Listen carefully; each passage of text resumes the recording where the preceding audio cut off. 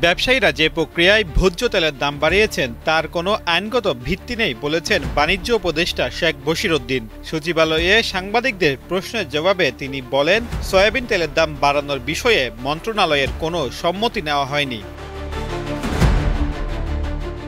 তিনি বলেন, বিষয়টি নিয়ে আন্তঃমন্ত্রণালয় বৈঠক চলছে, আলোচনার পর পদক্ষেপ নেওয়া হবে। হঠাৎ করে লিটারে ৯ টাকা বাড়ানোকে গ্রহণযোগ্য নয় বলে মন্তব্য করেন তিনি।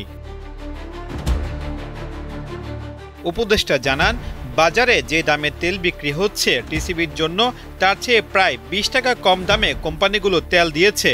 এ কারণে মূল্য বৃদ্ধির যৌক্তিকতা পাওয়া যাচ্ছে না।